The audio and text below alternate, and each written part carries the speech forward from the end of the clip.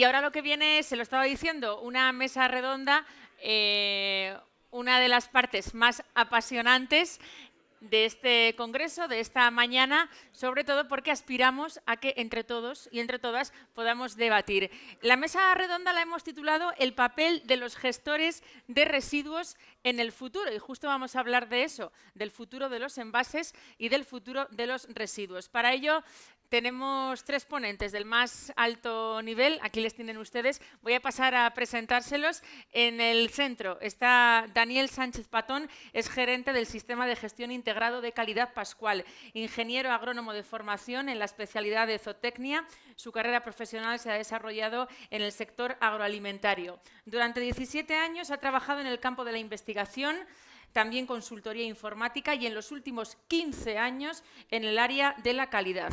Estos pasos por diferentes etapas profesionales han ido acompañados de un desarrollo en su nivel gerencial, ocupando actualmente el puesto de gerente del Sistema de Gestión Integrado de Calidad Pascual. Se define como persona apasionada, entusiasta, positiva, convencida que siempre las cosas pueden hacerse mejor, finalmente convencido que el valor diferencial de las empresas radica en el capital humano si éste trabaja de una forma coordinada para la consecución de objetivos comunes. Muchísimas gracias, Daniel, por acompañarnos. Muchas gracias. En segundo lugar, les presento al señor Francisco Ortega Pinar, presidente de PACNET. Acumula una dilatada experiencia en el sector del packaging, habiendo desempeñado la presidencia del clúster de envase y embalaje de la Comunidad Valenciana desde su fundación hasta el año 2017 y la dirección general de Tecnicartón durante el periodo, nada más y nada menos, 1994-2017. En la actualidad ostenta la presidencia de PACNET, Plataforma Tecnológica Española de Envase y Embalaje, y anteriormente ha sido asesor del Grupo Internacional de Embalaje DS Smith, también vicepresidente de ITINE, el Instituto Tecnológico del Embalaje, Transporte y Logística, y consejero de REDIT, Red de Institutos Tecnológicos de la Comunidad Valenciana. Muchísimas gracias, señor Ortega. Y por último, les presento a Ramón Vilella, administrador de la empresa Ramón Vilella, con más de 50 años de experiencia en el sector.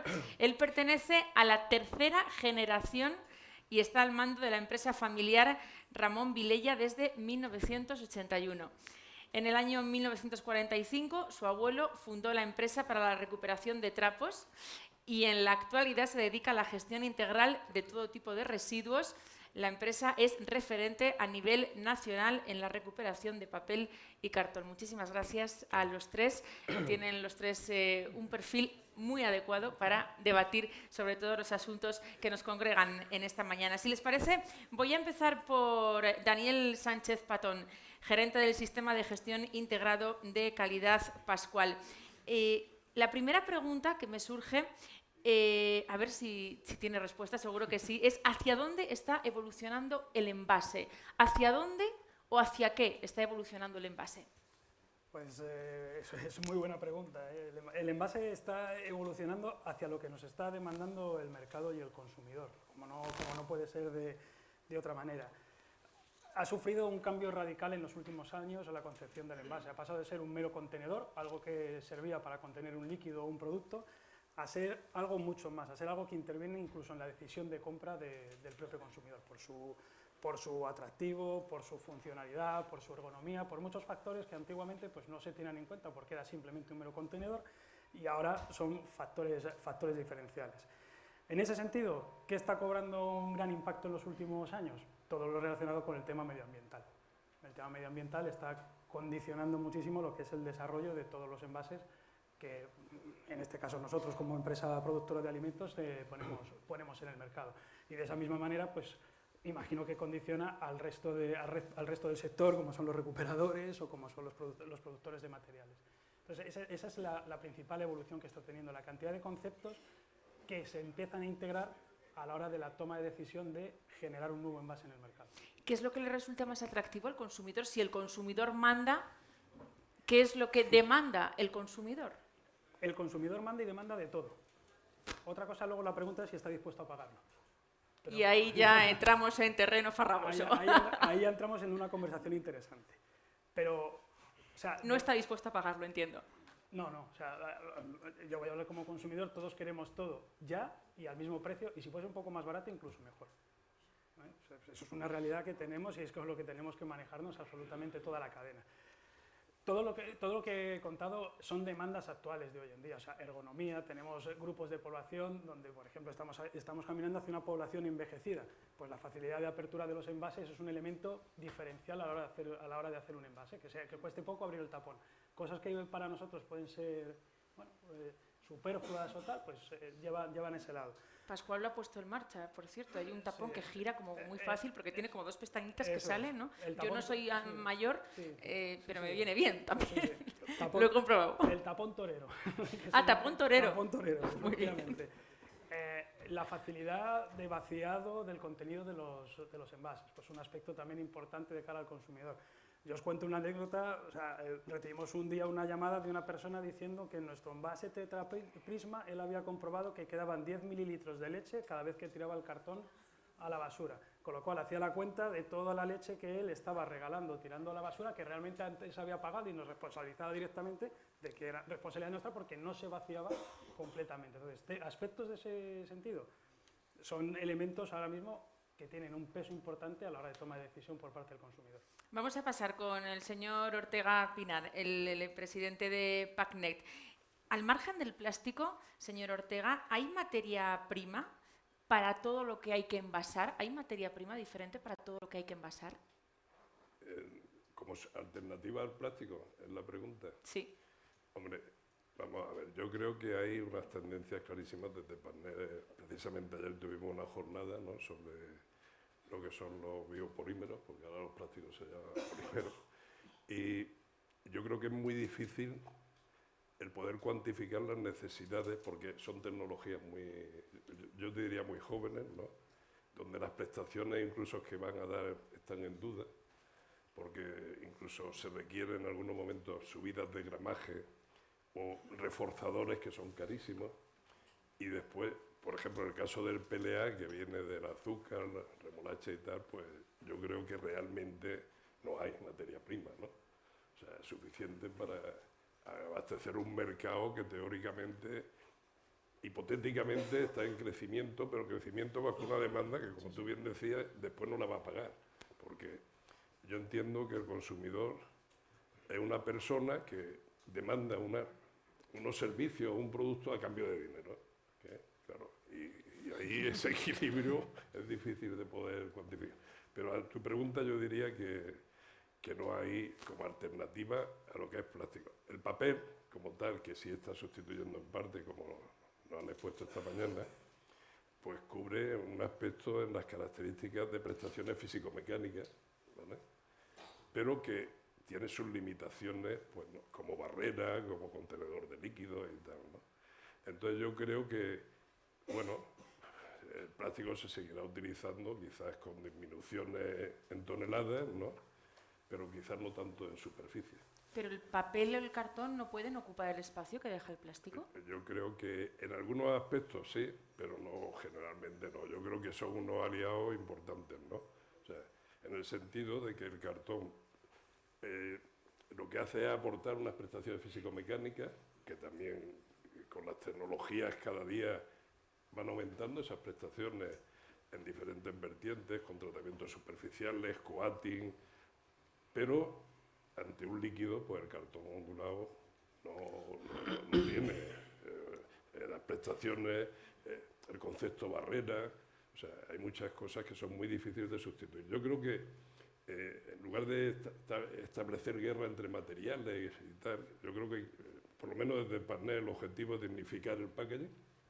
Dignificar el packaging significa que no nos vean como unos generadores de basura, ¿no?, sino que realmente esa guerra entre materiales frenarlas, porque la sociedad lo que está percibiendo, los mensajes que reciben son negativos, y pensar más en colaborar con la problemática que tiene cada uno de los materiales, ¿no? O sea que hoy me ha extrañado muchísimo, ¿no?, lo que ha pasado con el tema del papelote.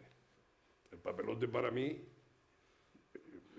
en el año 75, porque estaba en el papel, en Mengíbar, nos veíamos obligados a traer papelote de Estados Unidos. Y además, yo puedo contar anécdotas y era que la gente del pueblo se metía en la fábrica para romper las vanas porque venían Playboy. O sea, con lo cual tuvimos que poner barreras y tal. O sea, era un momento en que fabricamos celulosa de paja, ¿no? Y íbamos eliminando la celulosa de paja por problemas medioambientales, porque el licor negro, empresa que había depuraciones biológicas y tal, era insuficiente, y íbamos incorporando lo que era el reciclado. Y no había canales suficientes, y a esta asociación hay que darle la enhorabuena porque tiene 50 años, ¿no? Que gracias a empresarios de vuestro nivel, ¿no? Pues se fue entrando en las posibilidades de recuperar las necesidades que teníamos, ¿no? Pues eran muchas toneladas. Señor Vilella, ahora profundizamos en algunas de las cuestiones que usted ha dicho, pero le quiero preguntar al señor Vilella si usted percibe esa guerra entre materiales de la que habla el señor Ortega. Sí, tiene que ser algo que sí que la percibimos, la tenemos que decidir porque está dentro del sector, está dentro de todos nosotros. Hay que están buscando alternativas todo el mundo para que sus productos los puedan sacarlos más fáciles al mercado de la manera más fácil, ya sea con papel, con plástico, con lo que sea. ¿Cómo les afecta esa guerra? ¿O cómo Bueno, cree a que se nosotros tiene que hacer afectarnos frente? tampoco directamente tampoco nos afecta. Lo único que pasa es que nosotros nos tenemos que ir adaptando dentro del mercado, dentro de lo que a ellos les hace falta para sacar su producto.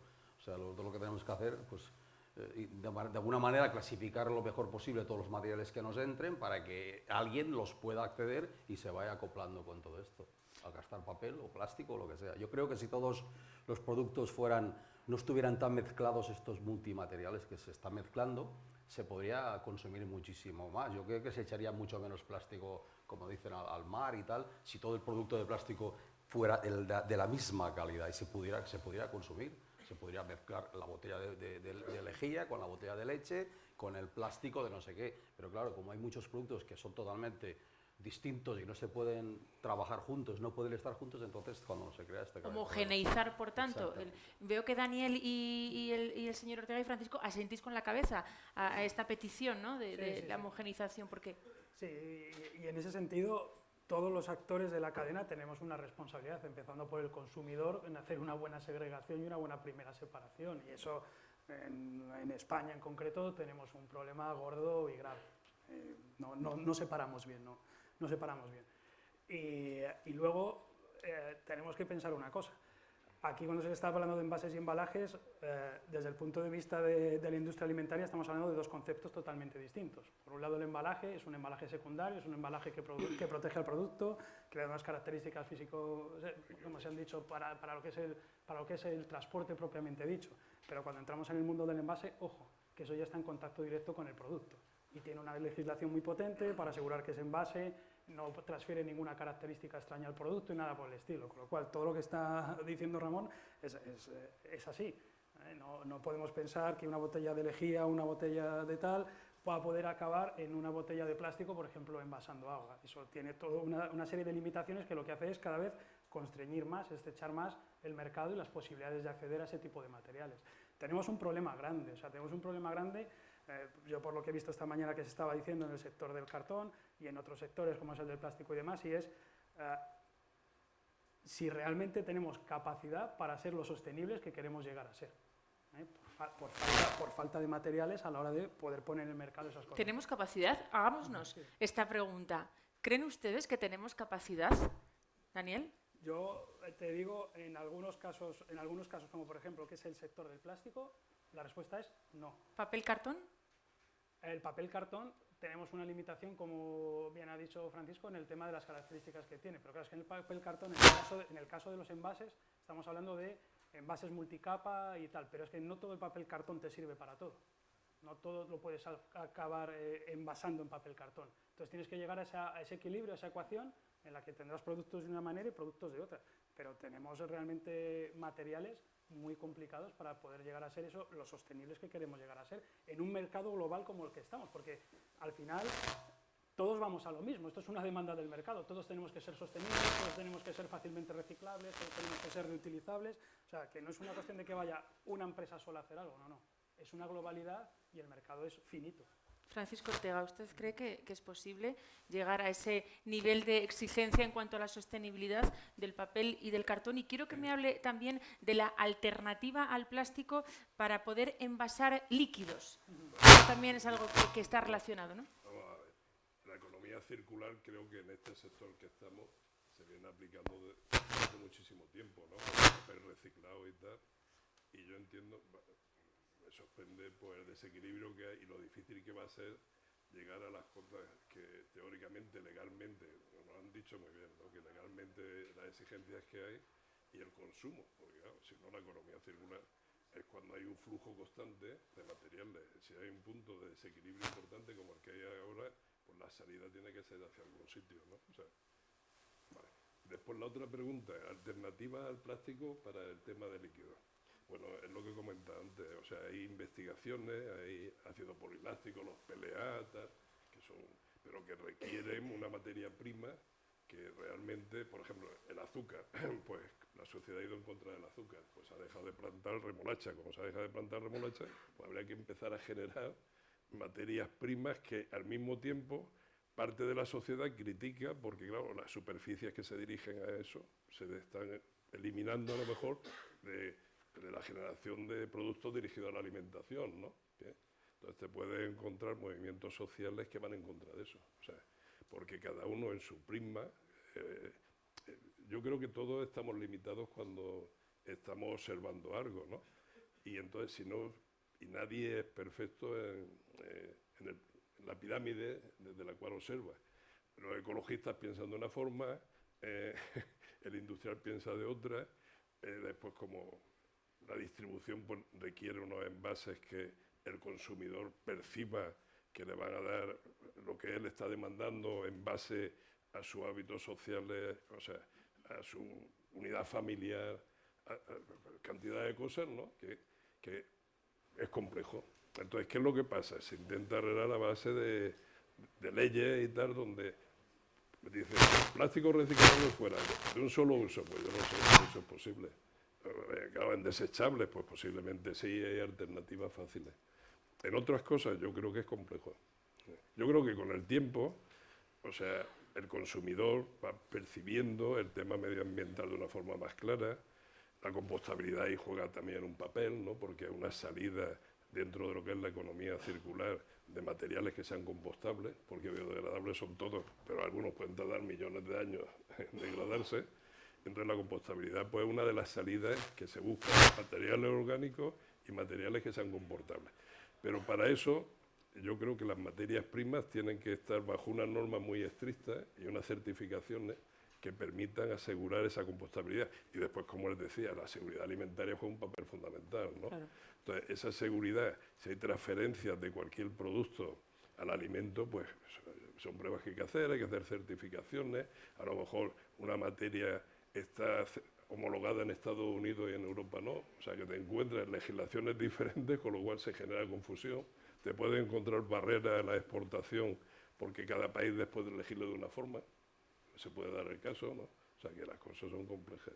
Ramón Vilella, estamos en una realidad en la que, por ejemplo, se consume menos prensa escrita, antes el señor Armanx hablaba de eso, al mismo tiempo nos llegan cajas enormes cada vez que hacemos un pedido online. ¿Esto cómo está afectando en las plantas? Bueno, yo pienso que tampoco nos está afectando mucho, porque lo de la prensa online sí que es verdad que la gente lo está utilizando, pero tenéis que tener en cuenta de que el periódico, la gente y la revista la continúa moviendo bastante, no a un nivel que quizás al 100% como antes, pero la gente todavía está leyendo el libro, está imprimiendo lo que lee en el ordenador y el periódico lo compra, la gente lo va comprando. Te lo digo porque nosotros estamos haciendo a nivel nacional una recogida de papel de periódico en toda España, en prácticamente toda España, y vemos que la cantidad de periódicos que se generan todavía son muy importantes. Se está haciendo muchísima cantidad. Entonces, fíjate, no da esa sensación, ¿no? ¿No transmiten esa sensación? Quizás no, pero te aseguro que va por aquí esto, ¿eh? Sí, sí. ¿Qué implicaciones tienen las tendencias en envasado de los envases en vuestras instalaciones? Las tendencias que se están viendo, cuéntenos, ¿cómo está? ¿Las tendencias a qué te refieres? A las tendencias del envasado que se están viendo. Bueno, las tendencias que hay en el envasado a los recuperadores como nosotros nos da muchísimo problema la clasificación bien hecha de este producto. Porque ten en cuenta que en nuestras plantas entran materiales parafinados, que son los que utilizan en las tocinerías, en las carnicerías, tal. Llevan los envases de brick, que aparte que es un envase que lleva aluminio, lleva plástico, lleva también un componente químico que le hace ser resistente a la humedad, que muchas fábricas tampoco lo pueden consumir. O sea, hay una cantidad de cosas que se van creando, que son materiales difíciles, y luego cuando estos materiales ya los hemos podido separar, ¿qué hacemos con estos materiales? La mayoría de ellos tenemos que tirar al vertedero, porque son materiales que no los podemos, no hay ninguna fábrica que nos los pueda consumir. Luego está el embalaje clásico, el del cartón, no hay ningún problema, si está en condiciones... Una cosa será el precio que lo podamos vender, o que lo podamos vender, pero este material, si lo tenemos bien clasificado, bien arreglado, no tenemos ningún problema con él para sacarlo. Pero hay algunos materiales que vienen contaminados ya de la misma fábrica, que la fábrica lo tiene que hacer para vender, para que le salga el producto. O sea, no hay más. O sea, la leche hay que ponerla en un brick porque hay que conservarla en la nevera y la gente cuando va a buscar la carne a una carnicería, pues la tiene que llevarse envuelta y en condiciones. Pues esto funciona de esta manera. O sea, ya son varios los que hablan de un problema de origen que tiene que ver con la clasificación o la separación de los envases. ¿De quién es la culpa? ¿Qué pasa? ¿Por qué separamos tan mal? ¿Por qué se clasifica tan mal? Yo creo que la gente no es que separe mal. Lo que pasa es que en las plantas nuestras hay materiales que tienen que ir a algún sitio o tienen que ir a otro. O sea, no hay más. Y que todos juntos no los podemos poner. Si todos puedan ir todos juntos en un paquete no habría ningún problema. Si la fábrica lo pudiera consumir, pero tú no le puedes vender a una fábrica, le vendes cartón, por decir algo, y no le puedes poner un 25% de cartón del brick, porque no te lo querrá, porque no lo va a poder consumir. Daniel Sánchez, ¿cómo crees que será el envase del futuro? A ver si nos podemos hacer una idea de hacia dónde caminamos.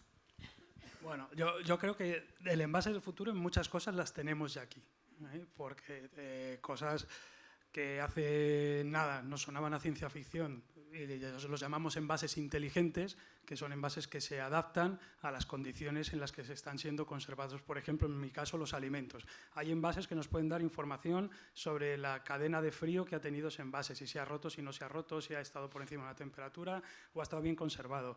Hay ya investigaciones de tapones que se iluminan cuando han pasado muchas horas desde la última vez que has abierto la botella de agua para que tengas ahí un warning de hidratación, de decir, oye, está pasando tiempo y pasan esas cosas. Los envases ahora mismo nos llevan incluso a experiencias más allá de lo que es el propio envase. O sea, al final no dejan de ser un soporte de información, a través de códigos QR y tecnologías te pueden llevar a otras experiencias que van más allá del consumo de lo que es el producto, ¿no? Desde información, aplicaciones o juegos o algo por el estilo. Y cuando ya nos vamos a lo más disruptivo del futuro del envase, que ya está aquí, existe, otra cosa es, como está diciendo Francisco, que sea industrializable y que consiga llegar a unas cuotas o a unas cantidades de eficiencia en la producción y de seguridad suficiente, es el envase no envase. O sea, que no exista el envase, sino que son envases consumibles. Que tú consumes el envase con el alimento basados fundamentalmente en bioplásticos a partir de algas o algo por el estilo. Eso existe a día de hoy. Existen envases esféricos o de otras formas, hechos a partir de bioplásticos, donde tú te lo metes directamente en la boca, el agua o el refresco, lo que sea, y puedes tragártelo sin ningún problema o simplemente explotarlo, consumirlo y soltar el resto. Esto existe ya. Existe. Me estoy quedando un poco alucinada. Sí. Me va a perdonar. Sí, por eso te O sea, dices... o sea, una botella de agua que terminamos el agua y nos comemos el envase. Eso es. Francisco, Eso existe hoy.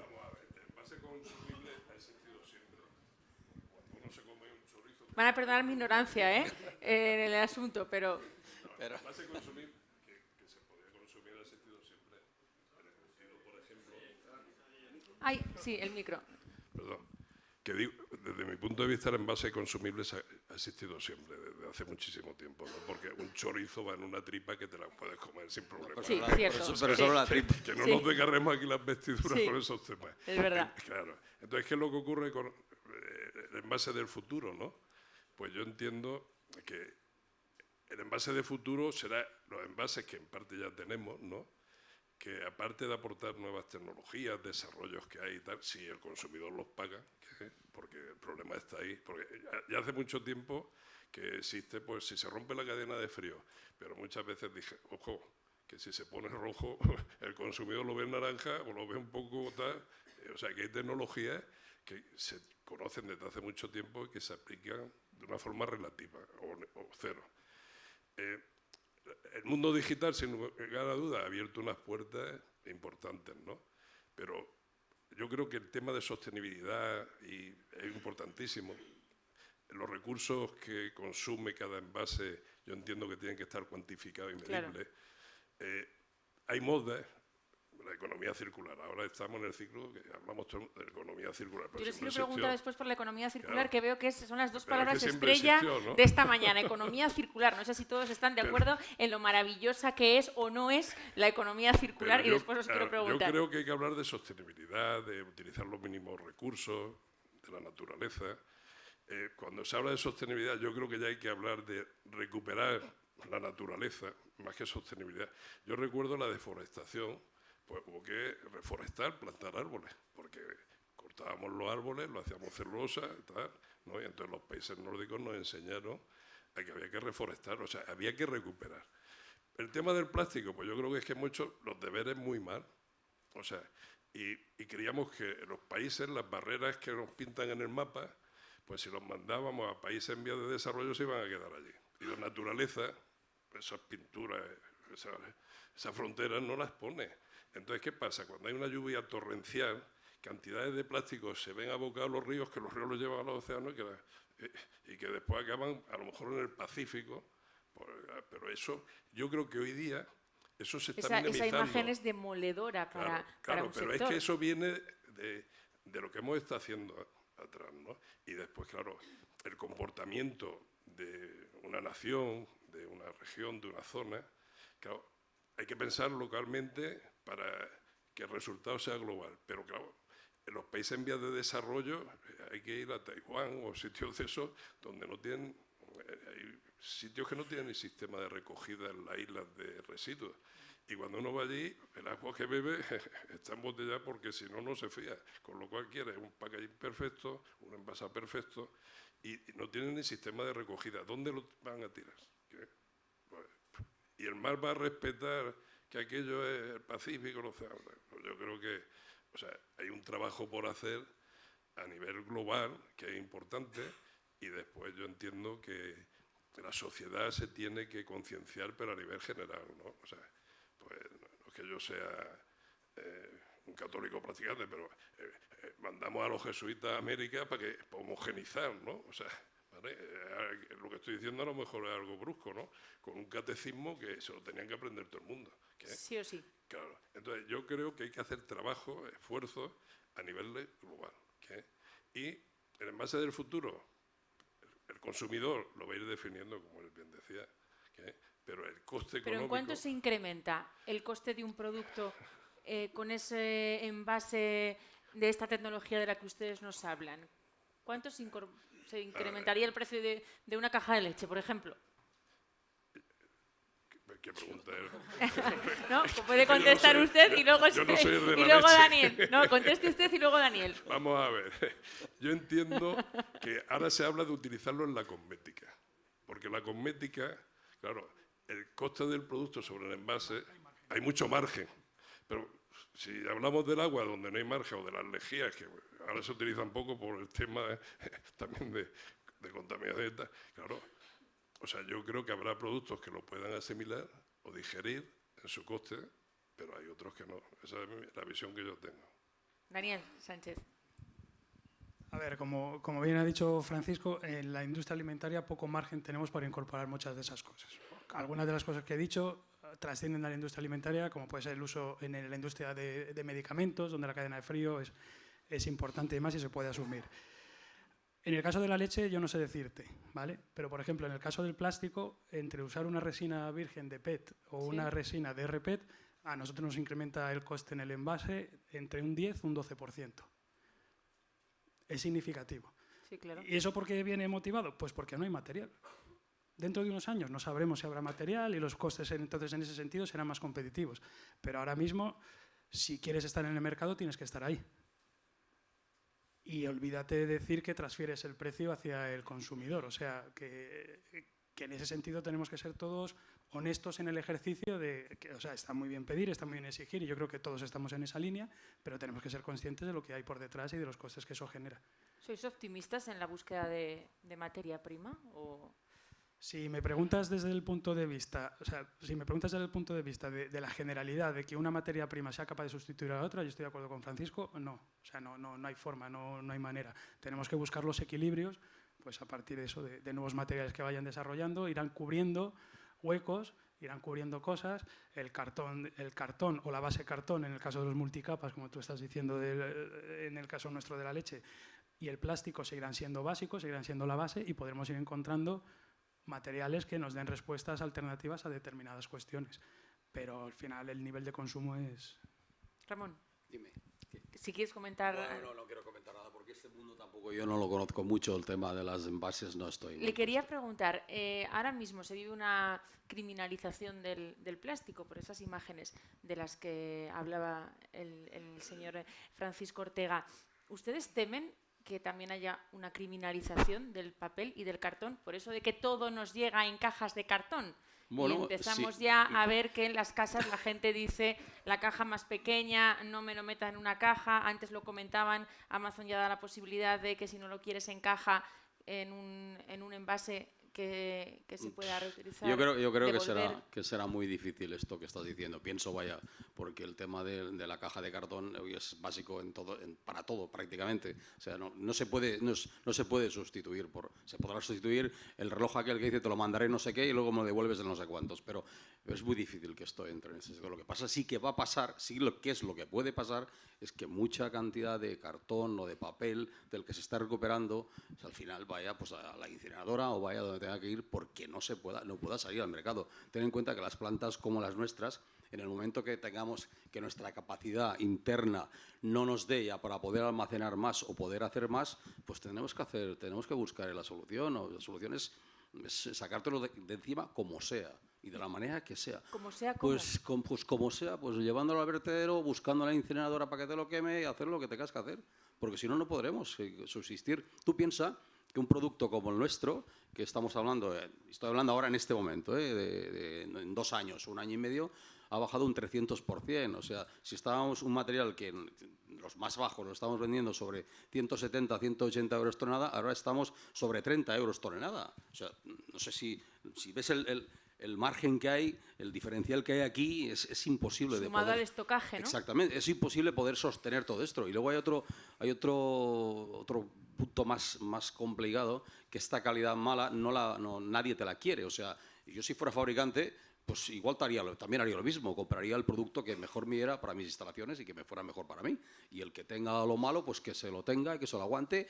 Como ha dicho antes el señor de Paprec, que bueno, oye, ¿tú tienes madera? Pues es tu problema, ¿qué quieres que te diga? Es tu problema. Mira, nosotros en nuestro sector ahora mismo, nosotros que hace más de 20 años que no hemos tenido un siniestro, nos llegó el otro día una carta de la compañía de seguros que nos decía que a partir del día 31 del 12 del año en curso, del 2019, nos quedamos sin póliza de seguros. ¿Por el miedo a los incendios? Exactamente. Nosotros hace más de 20 años que no hemos tenido un siniestro en nuestra planta. Y nuestra planta, te voy a decir que es de las mejores, no voy a decir de la mejor de España, pero sí de las mejores de España en el sistema de antiincendios y de todo. Y nos quedamos sin seguro y estamos mirando a otras compañías para que nos aseguren y no nos quieren asegurar. Entonces, a partir de aquí, dime tú qué es lo que quieres que hagamos con el producto que no podemos vender. ¿Este es el principal obstáculo al que se enfrentan Sí, plantas de reciclaje como las es suyas, el principal, el principal es no tener un sitio donde nosotros podamos sacar nuestro producto. Es muy fácil decir, compro esto, compro lo otro, aquel te pagará. Yo estoy seguro de que no hay ninguna planta como las nuestras que hoy en día sea capaz de poder subsistir con solo el cobrar el alquiler, el cobrar el transporte. No hay suficiente dinero para todo esto. No nos pueden pagar suficientemente para mantener nuestras plantas. O sea, o le buscamos una solución a todo esto, o muchas plantas como las nuestras van a tener que cerrar. La posibilidad de abrir el mercado, aún asumiendo normas complicadas, por ejemplo, como las de ya lo estamos Indonesia. haciendo esto, ya lo estamos ¿Cómo están haciendo. haciendo esa apertura Pues al mercado internacional? estamos haciendo calidad, los materiales de muy buena calidad, ofreciendo todo lo mejor que sabemos y podemos. Subiendo la calidad a tope. Subiendo la calidad. No podemos hacer nada más que subir la calidad. No hay ninguna manera más. Y estar en buena, ¿qué te diría yo? En buena sintonía con el fabricante, que seamos amigos, porque como no seamos amigos del fabricante de los que tenemos aquí, estamos muertos todos, o sea, te lo digo ahora. O sea, que los que están aquí en esta sala Nos queda poquísimo, yo el primero. Mejor no tenerles como enemigos. No, nunca, nunca. El fabricante para nosotros hoy en día tiene que ser nuestro principal aliado. ¿Por qué? Porque es el que nos puede ayudar. Es el que A sacar todo claro, esto que a sacar todo tiene. esto. Y el fabricante nos tiene que decir lo que él puede consumir y lo que puede hacer. Para que no se vayan a otro sitio a comprar. Exactamente. Para que no se vayan a otro sitio a comprar y nosotros no tengamos que tirar. ¿Qué tal O sea, va ese entendimiento con los bueno, pues fabricantes? yo creo que bastante bien, lo estamos intentando. Lo que pasa que, bueno, esto cuesta, es muy complicado. Uno fabrica, el otro vende, pues aquí está el tira y afloja, ¿no?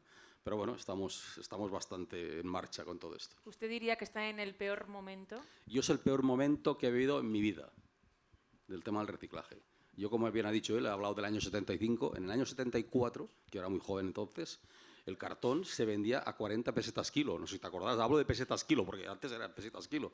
Pasamos unos tiempos de esplendor, 74, luego se hundió, y los ciclos iban de 10 en 10. Te lo digo porque 74, 75 se aguantó, luego pasamos 8 años malísimos, el 84 pegó otro repunte, 10 años. En el 92 volvimos otra vez, en el 2004, 2006 volvimos, o sea, los años son cíclicos de 10 años, de los que he vivido yo. Los demás no lo sé cómo van a venir ahora, pero los que he vivido son estos. Y señor Francisco Ortega, decía el señor Armanz, estamos en una crisis, el problema es que no sabemos cuándo va a terminar. ¿Usted ve el final, ve la luz al final del túnel? Porque ha sido bastante, no ha sido demasiado optimista el señor Armanz, no sé si usted lo yo comparte. creo que ha cambiado muchísimo el escenario que había, por ejemplo, de hace 3 años, donde se veía el negocio en el reciclaje, ¿no? Y cuando iban a arrancar una máquina de papel decían, ¿tendrá materia prima secundaria? Que era papelote. Y sin embargo, ahora mismo la situación ha cambiado muchísimo. Las decisiones han venido por el mercado globalizado, ¿no? Y eso conlleva que ha repercutido de una forma intensa el tema de China. Claro. Pero pues yo entiendo que lo que él dice, hay que ir a clasificar más, hay que ir a valorizar más ese papelote, ¿no? Que tienen que ir de la mano de la industria que es su cliente, que es el papelero, y hay que empezar a administrar un poco dentro de los recursos que hay para evitar que desaparezca el sector, porque si no, es un sector que, si esta asociación tiene 50 años, pues yo creo que es que ha venido haciendo bien los deberes, ¿no? Y entonces yo creo que hay que ayudarle de una forma u otra. El cartón ondulado se dignifica por sí solo, ¿vale? Se va a seguir consumiendo. Yo cuando oigo el tema de que si Amazon va a meter un envase que retorna, ¿Sí? la logística inversa es complicadísima. Yo en concreto en el sector que Daniel Vilella niega con la cabeza. No, Ramón Vilella. No, que es verdad. Ah, es verdad, vale, pensaba que estaba usted... No, es verdad. Todo lo contrario. Yo lo conozco muy bien porque precisamente Tecnicartón, que venimos de ser 100% cartón, nuestro principal mercado, que era el sector del automóvil, el automóvil monta pool de embalaje y tal, y la problemática que tiene es que se le pierden, se rompen, o sea, la logística inversa conlleva a que esa cajita te tiene que llegar en condiciones de uso otra vez y después va en grupaje. Y en grupaje significa que no son todas iguales, que una es más grande, la otra más chica, pesa más, pesa menos. Claro, yo creo que no hay cultura para montar esa logística inversa. La venta online yo entiendo que va a seguir creciendo. El cartón ondulado va a ser la materia prima por excelencia y Amazon así lo impone con los Tier 1, donde exige que el embalaje sea 100% reciclable y que la materia prima principalmente sea papel, y son los Tier 1, y premia a los productos que se utiliza ese embalaje, castiga a los Tier 3, que son aquellos que él tiene que poner un sobreembalaje que aumenta el coste, pero cuando está hablando, por ejemplo, del Tier 1, uno de las condicionantes que pone es que se llegue en 60 segundos al producto, con lo cual lo que evita son envases secundarios.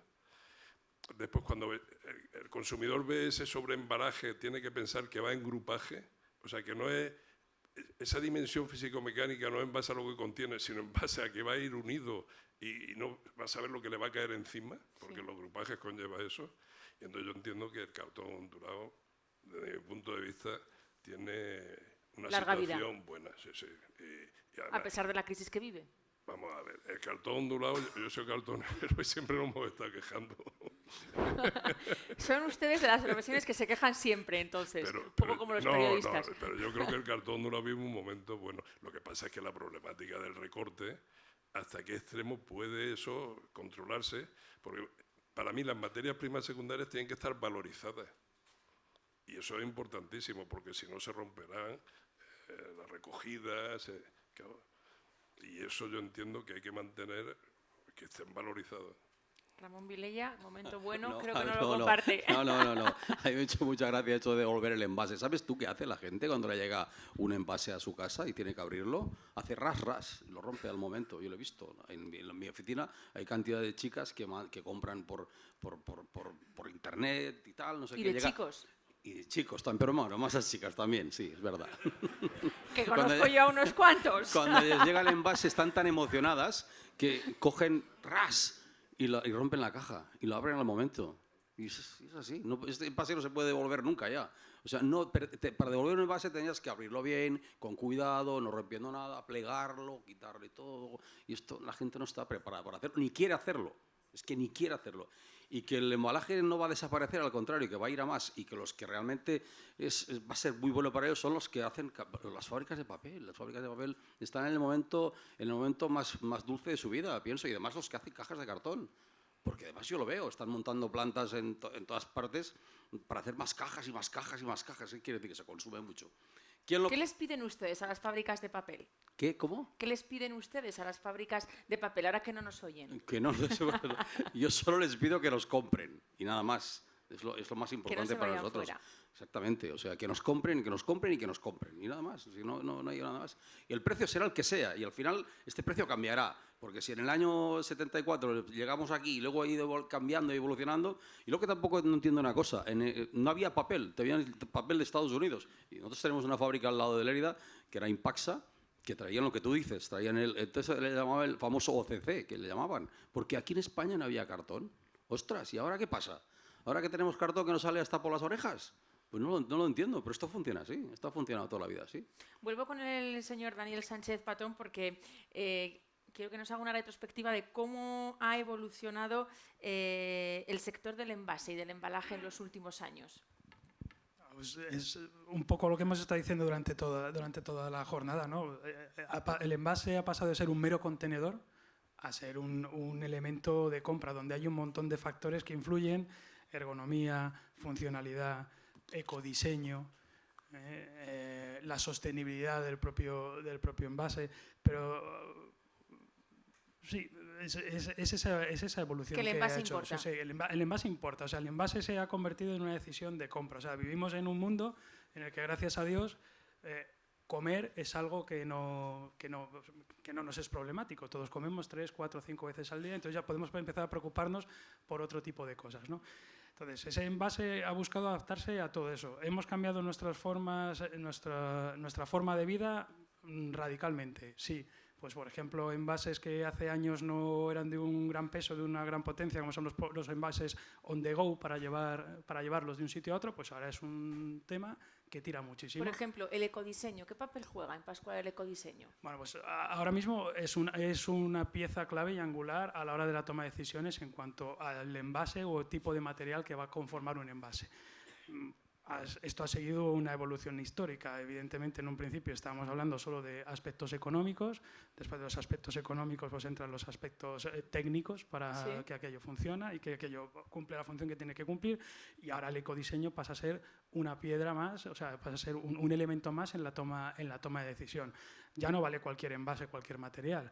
Cuando vas a poner el ciudadano, aparte del qué, le importa el cómo y quiere saber que la fuente de la que procede es una fuente sostenible. Si estás hablando de papel o de cartón, te están pidiendo los sellos de FSC, como poco, para tal. Te están pidiendo que como tengas al menos un mínimo porcentaje de reciclado en el propio material. Hacéis encuestas sociológicas en las que se refleja esto, ¿no? Esto te lo dice a través de todos los seguimientos que puedes hacer, pues por redes sociales, por los paneles de catas que haces, porque tú no sacas nada al mercado sin que antes lo haya visto y tenga el visto bueno del consumidor. Entonces, todo esto, con Focus Group y demás, vas recopilando toda esta información. Entonces, el ecodiseño alcanza ahora mismo unos niveles importantes a la hora de la toma de decisiones. Pues, como bien estaba diciendo Ramón, por decirle cosas que pueden ser buenas en los próximos años por nuestra parte, pues preferimos los materiales que son monomaterial a multicapa. Siempre que podamos iremos a esa serie de cosas. Intentaremos eliminar las siliconas y cosas del estilo que... Justo te iba a preguntar a qué problemas os enfrentáis a la hora de elegir envases. ¿En qué os fijáis? Que has entrado justo Sí, pues en en esta serie de características de que te estoy características. diciendo, en que la fuente sea sostenible, en que sea lo más homogéneo posible ese material para que la parte del reciclador sea mucho más sencilla y favorecer esa economía circular, esa economía de retorno. El que sea fácilmente reciclable por el usuario, porque cuando tú estás poniendo un envase encima de la mesa de alguien, porque estás poniendo un tetrabric, ahí hay varios materiales. Y no todo tiene por qué acabar en el mismo sitio y en el mismo punto. Estás hablando de lo que es el brick, estás hablando de lo que es el tapón. ¿Todo puede ir al contenedor amarillo? Sí, pero puede haber distintas vías alternativas que valoricen aún más todavía lo que es el producto como tal. Entonces, todo eso nosotros tenemos diseñado una matriz medioambiental donde se valoran entre 18 y 20 aspectos, dependiendo del material, valoramos entre 18 y 20 aspectos y de ahí sale una puntuación. Entonces, hay materiales, no voy a decir buenos o malos, hay materiales buenos y materiales mejores. 18 o 20 aspectos. Sí, la 18 lista... o 20 aspectos en los que se hace pregunta, cada pregunta tiene asignado una valoración, donde tú al final tienes un ranking en el que ves cómo se adapta ese material que estás probando para un envase, para un determinado producto, ver si se adapta mejor o no a todo lo que está relacionado con la sostenibilidad. Y ya te digo que nosotros la sostenibilidad la trascendemos más allá de lo que es la parte medioambiental, sino hablando de sostenibilidad con todos sus aspectos, el económico, el tecnológico y el medioambiental. Eficiencia plena. Sí, eficiencia plena, exactamente. Ramón Vilella, hablemos de la economía circular. Te voy a explicar en un minuto lo que es para mí la economía circular. Venga, dale. Lo vas a entender rápidamente. Que pongo el cronómetro. Para mí es una circunferencia de 360 grados ¿Sí? que empieza por una punta, va subiendo hasta que llega al final. Para mí esto es la economía circular. Si la transcribo a mi pensamiento, a mi manera de ser, quiere decir el papel que recuperamos, ¿Sí? que entramos, que valorizamos, que clasificamos, que no sé qué, que hacemos más cosas, que lo embalamos y tal, que lo vamos subiendo, que lo buscamos un sitio para venderlo. Nos lo compran, nos lo pagan y nos queda un margen. Para mí esto es la economía circular de mi negocio. Y no hay ninguna más. Y el que no lo entienda, pues será lo que sea. A ver si opina lo mismo Francisco Ortega. Es que si no se rompe el círculo. Si no hay margen, se rompe el círculo. Vamos, respecto al papel está claro que la situación que hay ahora mismo se ha roto. ¿Qué va a pasar con ese excedente que hay? Pues el círculo sigue funcionando, pero hay un excedente. ¿Ese excedente se puede incorporar a la economía circular? Pues yo no lo sé. Hay unos que se están cayendo de este círculo. Claro. Que somos nosotros, que estamos perdiendo. Yo creo que para que funcione la economía circular tiene que haber una valorización de lo que se llama residuos. Para mí el papelote es una materia prima secundaria. Yo siempre lo conocía así. ¿Por qué? Porque no íbamos a decir que a los pulpers en el año 75 tirábamos residuos, porque si no la gente, hasta el convenio del sector del papel habría que haberlo cambiado, ¿no? O sea, yo creo que tiene que estar valorizado, y ese desequilibrio, pues no sé, en Francia aparentemente lo van a drenar a bajo coste hacia otros sitios, ¿no? Pues yo que sé, tendrán que buscar soluciones. Esta es una asociación que sí tiene que coordinarse en esos temas, entiendo yo, ¿no? ¿Qué piden a las administraciones para acabar con el problema del estocaje? ¿En qué podrían ayudar las administraciones? Pues no lo sé. Si quieres que te diga la verdad, no sé lo que pueden hacer las administraciones, porque las administraciones al fin y al cabo no son los que consumen el papel, tampoco. No sé qué ¿Ninguna normativa que se pueda poner quizás alguna en normativa marcha? que se pueda pensar, pero no sé cuál, porque si a uno que no tiene hambre le quieres hacer comer, no come. Si no, ya ves lo que pasa, cuando tú no tienes hambre, aquel día no comes tanto, o no te encuentras bien, tampoco comes tanto. Y las fábricas de papel, en este caso, que son las que tendrían que consumir todo esto, pueden poner muchas normativas, pero si ellos no les apetece consumir más o no pueden consumir más, ¿dónde está esto? ¿Dónde está el equilibrio este? Yo creo que es muy complicado de poder hacer. Francisco Ortega, ¿lo ve complicado? Yo ahora mismo no estoy en este sector, ¿vale? Y el prisma que tengo es desde fuera y en base a la experiencia que tuve. Yo no me podía imaginar que había una situación tan caótica, ¿eh? Cuando esta mañana empezó, yo me metí y vi la tendencia de los precios, yo ya los vi abajo y hablaban de 1,5 euros, 1 euro y pico y tal, o sea, de la tonelada. Claro, cuando esta mañana te enteras de que no vale nada, pues sinceramente yo creo que no. Yo no soy capaz de ver el escenario a corto plazo y futuro. Yo creo que lo mejor es mantenerlo valorizado. O sea, esa es la sensación que yo tengo para que no se rompa esa economía circular que actualmente está funcionando a través de los recicladores, ¿no? Que No tirar los precios. yo entiendo que tienen que tener la capacidad de sobrevivencia económica. Una empresa, son empresas estos, no son ONG, ni están subvencionados como por la administración no va a subvencionar en ese sentido, entiendo. Entonces tienen que, por lo menos sus costes, dentro de unas eficiencias que seguro que las están aplicando, que pues tienen que poderlo soportar con cierto superávit, porque si no, o sea, no que se mueran, es que se van a retirar de este sector, ¿no? Pero no, que es que aquí tenemos otro problema más grave, aquí en este país, que por ejemplo en Francia pienso que no lo tienen, porque aquí tenemos la competencia, que no digo desleal, que no es la palabra justa quizás, pero sí que tenemos los almacenes que están integrados en fábricas de papel, que entonces la historia es totalmente distinta. O sea, no tiene el almacén que está integrado a una fábrica de papel no tiene el mismo problema que tiene Ramón Vilella en este momento, ¿no? Claro, estos tienen su calidad, por lo menos su calidad la tienen vendida, su producto lo tienen vendido. Que luego el almacén gane más o gane menos o que dé pérdidas, pues ¿qué quieres que te diga? Pues será por ahí, pero el almacén solo, libre, como somos nosotros, o como somos muchos de los que están aquí, entonces sí que estamos totalmente desamparados, o sea, estamos a la mano de Dios. Y ya no hablo por nosotros mismos, porque nosotros hacemos muchas cosas, aparte de papel, estamos en el mundo del hierro, de los metales y de los residuos, y tenemos también una planta de descontaminación de vehículos y de piezas de vehículos. O sea, que tenemos alguna salida, pero claro, la salida importante es que tenemos que vender esto, lo que te repito, pero la competencia más fuerte que tenemos en este momento son también los almacenes integrados, que las fábricas que tienen estos almacenes además que tienen la necesidad de comprarles, porque son suyos, al fin y al cabo no están haciendo algo que no puedan hacer, pero contra eso tampoco no podemos luchar. Claro, hay que adaptarse, ¿no? Claro, hay que adaptarse, por eso te digo. El problema es cómo se adapta uno a todos estos cambios. Exactamente, cómo te adaptas a estos cambios. Con qué fuerza y qué capacidad tiene para adaptarse. Porque si en Francia se juntan, pues no sé, los 3 grupos más importantes de recuperadores y dicen, a partir de ahora al supermercado X vamos a hacer esto, al otro vamos a hacer lo otro. Pues vale, me parece muy bien, pero tú vas aquí y te vas a ver a Mercadona y le dices, yo te quiero comprar el cartón. Y dices, muy bien, ¿y qué precio me vas a pagar? Pues eso para empezar, ¿no? Te va a decir a qué precio vas a pagar. Tú le pagas el precio que no sé qué y luego te llega otro grupo por otro lado que tiene su fábrica de papel y le paga pues 3 veces más del precio que tú estás vendiendo. ¿Qué puedes hacer con esto? No puedes hacer nada. Y encima a ti no te compran. O sea, esto es uno de los problemas más importantes que tenemos ahora en este momento. Y no quiero que nadie se sienta ofendido si hay alguna fábrica de papel aquí, pero bueno, esto funciona así. Porque yo también haría lo mismo si lo tuviera en este momento. Por eso, porque usted haría lo mismo, la solución es complicada, ¿no? Exacto. Muy complicada. Ramón, quería preguntarle también cómo va a afectaros el hecho de que a principios de año abandonen ustedes la condición de residuo. Lo ha anunciado el director general de Medio Ambiente. No sé si eso es importante pues o no. No lo sé. Te digo la verdad que tampoco no lo tenemos analizado. Nosotros no lo hemos contemplado esto todavía. Pienso que tampoco no nos puede afectar mucho. No lo sé exacto, la normativa que va a haber y las cosas que van a venir detrás. No lo sé. No te puedo contestar. ¿Cómo serán las empresas recuperadoras del futuro? Hostia, qué pregunta.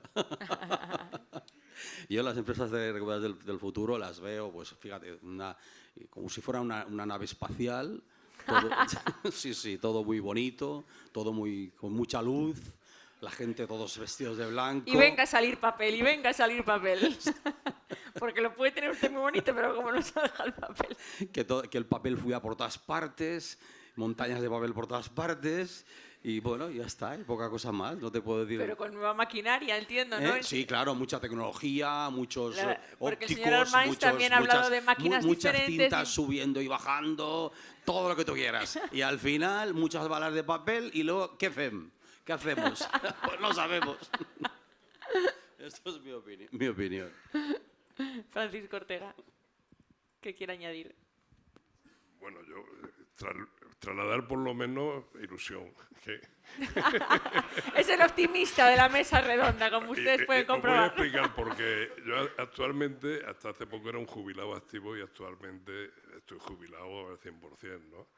Y la verdad es que yo no he visto nunca, en todo el tiempo, una situación como esta con el papelote. Nunca. O sea, y creo que algo pasará, ¿no?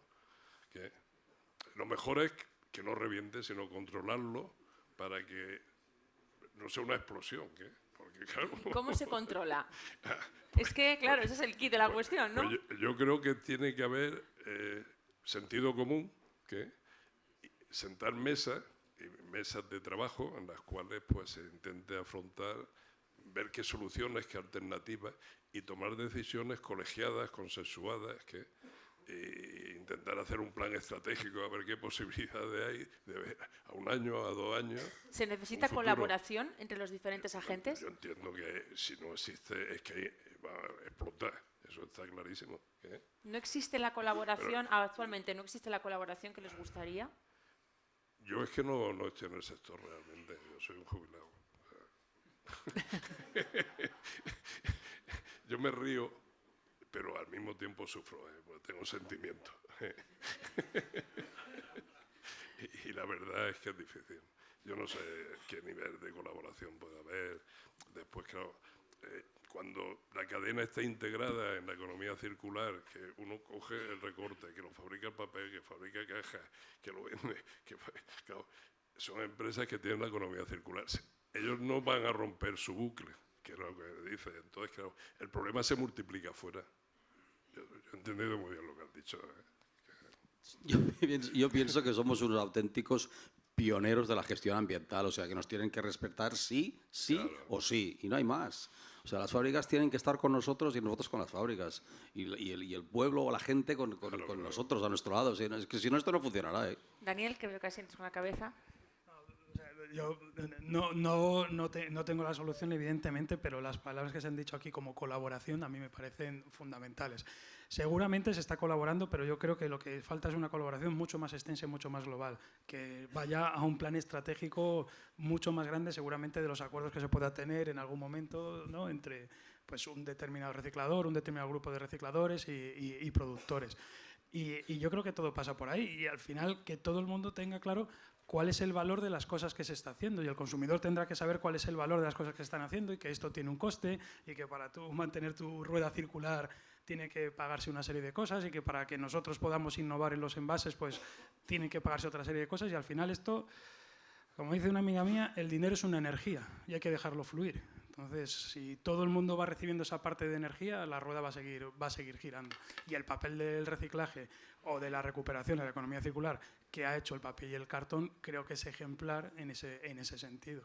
Solo para ir terminando, antes de abrir las preguntas al público, que ustedes también van a tener oportunidad de preguntar. Daniel, una última pregunta. ¿Cómo están en Europa mismos problemas que los que estamos tratando aquí, en este congreso, a la hora de que las marcas de alimentación y de bebidas busquen envases alternativos? Sí, o sea, cuando estamos hablando ahora mismo, la aldea global es una realidad. Y como bien ha dicho Francisco, nos pintamos los mapas con colores y diferenciamos países, pero a nivel de economía y a nivel de necesidades, esto es una aldea global donde los recursos son limitados y todos competimos por ella. Entonces, la realidad, si hablamos en el marco europeo, es exactamente la misma. Y además, dada la homogeneidad legislativa en ese sentido que existe en la Unión Europea, es un mercado común en todos los sentidos. O sea, en ese caso, todos tenemos las mismas necesidades y los mismos problemas. A ver si encontramos las mismas soluciones. soluciones. A ver, el público, a ver si a ustedes les han surgido algunas preguntas y quieren trasladárselas a nuestros ponentes. ¿Se anima alguien? Parece que ha quedado todo claro. ¿Ninguna pregunta? Sí, aquí el señor tiene una pregunta. El presidente de Repacar. Hola. Oye, yo de verdad casi me voy. Me he quedado anonadado. No pensaba que el asunto estaba tan mal. Estaba complicado, pero el sentido que se le pretendía dar a esta mesa era ver la posibilidad de que los envases, fundamentalmente los envases, que son los que hacen que nosotros tengamos un modo de vida, sean reciclables fundamentalmente, y qué posibilidades o qué futuro en el envase, en la producción de envases se ve, porque de eso también depende nuestra vida, tanto de la producción como del consumo. Y la situación que se ha expuesto es complicada, muy complicada y muy caótica, porque no se está consumiendo hoy todo. Pero estoy convencido, y como se ha dicho en la mesa, que es cíclico, estoy convencido de que el ciclo pasará y que con la colaboración de todos los actores de la cadena acabaremos disolviendo este nudo gordiano que se ha creado en el reciclaje. Por eso a mí quizá lo que más me interesa es saber cuál es el futuro, porque una cosa, el futuro del envase, porque hay una cosa que sí nos preocupa bastante, y es, nosotros tenemos verdaderas dificultades actualmente para reciclar cierto tipo de envases que son complejos. Pero lo cierto, lo han dicho, se ponen en el mercado y son envases que si no hay una tecnología o no se pueden reciclar o no son reciclables, acaban fuera de esa economía circular. Y luego dañando la imagen del producto que sea. Porque si un cartón no se puede reciclar, pues resulta que no es reciclable. La pregunta concreta es, ¿cada vez va a haber más envases complejos? ¿Se va a ir incrementando más?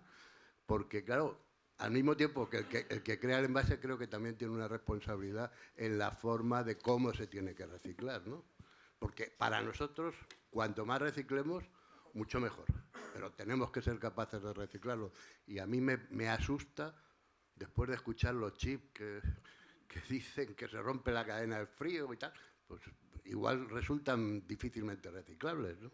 Cada vez envases más... Gracias. Cada vez envases más complejos. Daniel Sánchez Patón. Pues la respuesta a eso es sí. Cada vez envases más complejos y nosotros mismos como fabricantes nos movemos en esa esquizofrenia, ¿vale? Porque para nosotros, evidentemente, desde el punto de vista de gestión y demás, es mucho más fácil un envase monómero, un envase basado en un único elemento, un monocapa frente a un multicapa. Pero claro, el problema es que hoy por hoy la tecnología no te ofrece la protección que te ofrecen esos envases de tipo multicapa. Entonces, en lo que es en el corto plazo, no vemos forma de cambiar grandes líneas, ¿eh? O sea, no veo forma de cambiar, por ejemplo, nuestro Tetrabric a un envase totalmente distinto, un envase que es multicapa y que soy consciente de la dificultad de reciclaje que tiene, porque es multicapa con diferentes elementos y con cosas como el aluminio complicadas de gestionar. En el corto no hay alternativa. Ahora bien, ¿hacia dónde nos movemos? Hacia que por lo menos la composición de esos incluyan un porcentaje significativo de material reciclado, ¿eh? O sea, que los cartones estén en un nivel de reciclado del 100%, que los envases plásticos lleguen a unos mínimos y esos mínimos siempre van a ser incrementales a lo largo de los años. En esa línea es en la que nos podemos mover. Pero sí que te digo que hacemos esfuerzos para que todo aquello que podemos simplificar a la hora de tener un envase, lo simplifiquemos. Pero en el corto plazo, es que daros cuenta de una cosa, o sea, llega un momento que te cogen y te dicen, no, es que ahora, yo qué sé, te digo, la línea de vasos del formato on the go, pues eso está tirando. Pero es que claro, para que tener ese formato necesitas que el producto pueda meterlo el tipo en el microondas, pueda que cuando lo agarre después del microondas no se queme, tal. Eso tecnológicamente son envases complejos. Son envases complejos. Entonces pasa por una asunción por parte de todos de que tenemos que simplificar un montón de cosas. Yo siempre soy optimista con respecto a la tecnología, porque la tecnología nos ha resuelto muchas cosas a lo largo de los años, pero lleva su tiempo, lleva su coste, lleva su inversión. Pero yo no veo ahora mismo un futuro en el corto en el que los envases multicapa desaparezcan o no incrementen. Ramón, eso supone un problema, ¿no? No, quiero hacer un pequeño comentario. Están los del esto lo leí el otro día en La Vanguardia, o sea, tampoco no he inventado nada, ¿no? Que los del Cafés Novell hacen las cápsulas que hacen del café, son totalmente no valorizables, pero sí que pueden ir al orgánico. son compostables totalmente. Entonces, tampoco no puedo entender como, por ejemplo, Nespresso, que a nivel mundial son unos monstruos, no hacen ese tipo de producto que se pueda ir al compostaje. Y esta gente lo hacen. Y es una familia pequeña, con una facturación muy pequeña. Quiero decir con esto nada más que si hay alguna alternativa, pues que se pueda ir avanzando con esto, porque bueno, esto ya es importante. Alguna cosa más saldrá, no sé. Muy bien, pues si tienen alguna pregunta más. Muy bien, pues sí, vamos a dar por terminada ya la mesa redonda. Daniel, Francisco, Ramón, muchísimas gracias por acompañarnos. Gracias.